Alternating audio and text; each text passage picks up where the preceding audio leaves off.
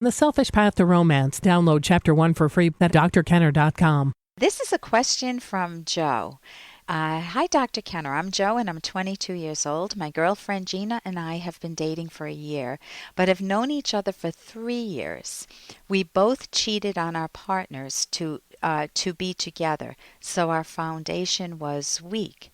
This year has been so fantastic that I can't even put it into words. So it sounds like Joe and Gina are getting along very well. Recently, I noticed that I am obsessed with Gina, worried that she will cheat. We both found it so easy to cheat in the past. I do not want to emotionally hurt her, so I've decided to break up with her. Now, did you expect that? I want to be a dad and husband someday. How can I deal with my insecurities and trust issues? Gina would boost my confidence and I'd become my pompous, old, arrogant self again. Joe. Okay, Joe, there is a lot to unravel in everything that you're saying. The good news is that you're 22 years old, you're relatively young, and you're reaching out. You're aware. I mean, even to call yourself a pompous, arrogant self means that you have raised your awareness that there's something about yourself that you want to change. Even to name them, even to be open and say, I have insecurity and trust issues.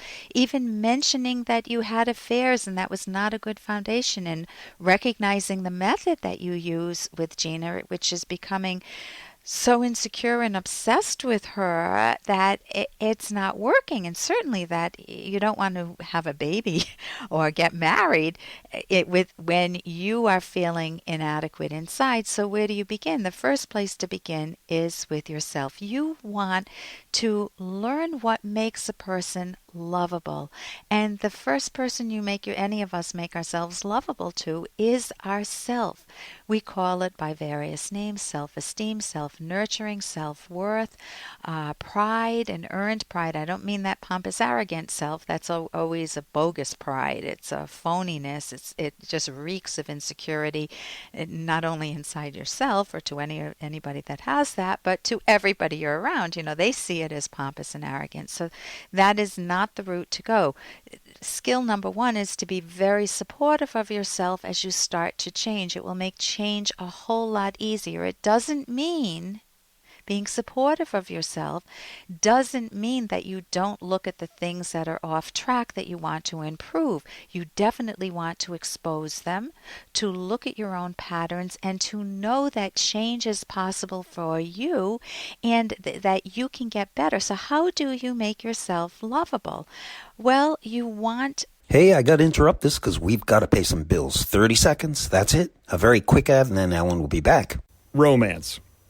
I wish I knew more about what girls want from a relationship.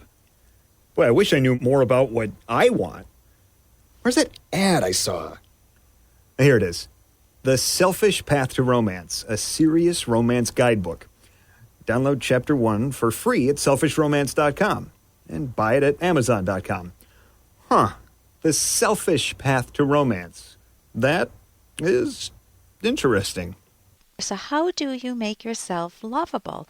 Well, you want to use your mind well, and you want to look and see what patterns are undermining your happiness that you have, whether you feel like some people drink or use drugs, they take actions that undermine their happiness, and they try to make it look good to themselves and okay, but they're hurting inside.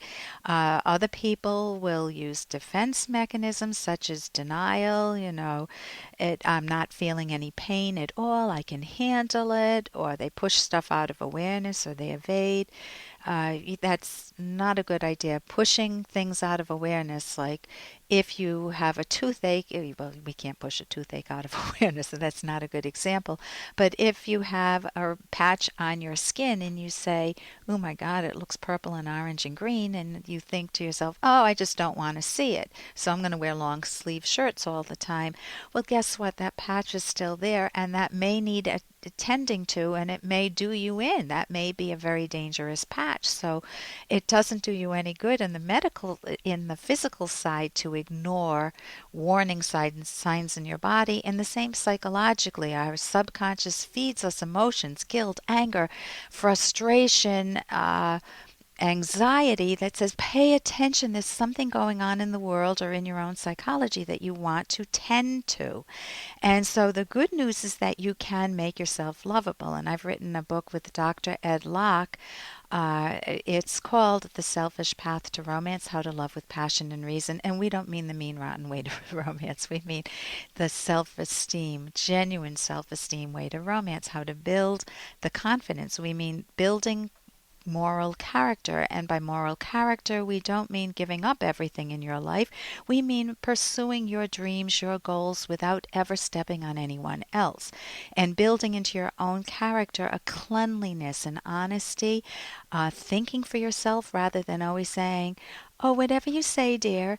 Having a good sense of fairness, of justice, and being productive, pursuing a career that you enjoy, and having integrity, saying what you mean, meaning what you say, and following through. I want to take care of my health. Okay, what am I doing? Oh, nothing. Oh, instead of saying I'm going to the gym. So you want to take care of yourself so you can make yourself lovable.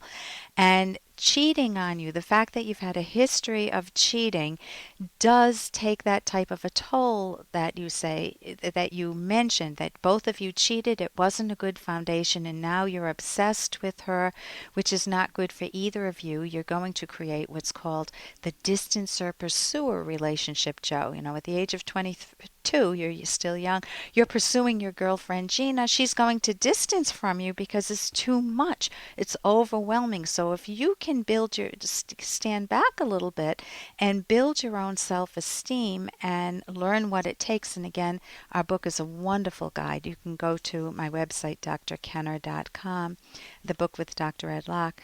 I think that will give you a very good guide to romance, to helping romance endure, to helping pick the right partner, and to helping you communicate. How do you resolve conflicts in a way that's much more self-respecting?